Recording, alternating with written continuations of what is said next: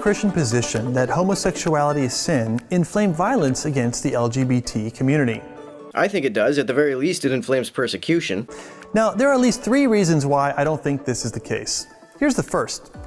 The view that homosexual behavior is sin has been around for like 2,000 years, and in fact much longer if you consider Jewish teaching. Has there been 2,000 years of violence against people who engage in homosexuality? Yes. Now, of course, there's obviously been violence against these people at times, but the burden of proof would have to be on the people who claim it's because of the Christian view that people have attacked homosexuals.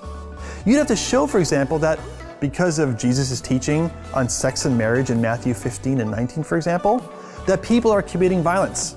You can't just assert that and think that makes it true.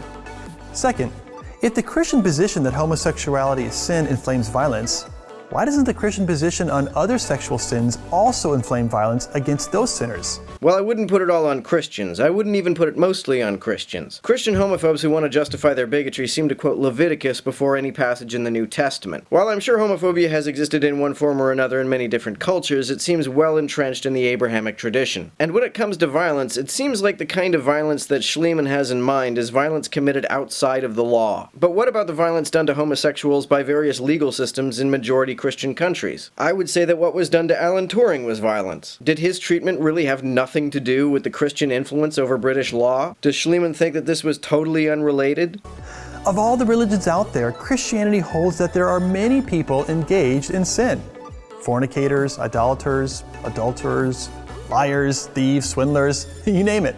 Yet there isn't an epidemic of people out there beating other people up because they think the Bible says those people are in sin. I don't know what Schliemann would consider to be an epidemic, but beating people up because they live in sin is something that some people do. For example, ultra-orthodox men in Israel sometimes commit violence against women if they don't abide by their segregation rules. And third, normal healthy people don't just commit violence against others. Look, I hold the Christian position that homosexual behavior is a sin.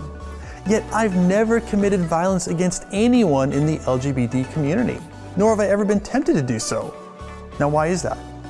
Well, you might say, well, Alan, you're not crazy, you're normal, you're a well-adjusted person, okay? And that's right.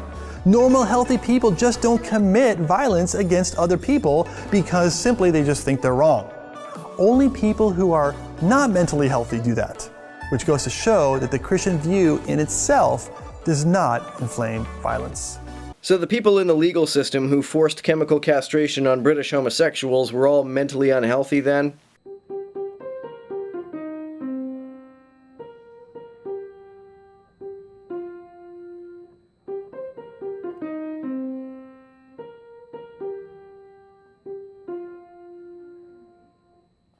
To everyone who helps me out on Patreon, you're a big help. Thanks so much.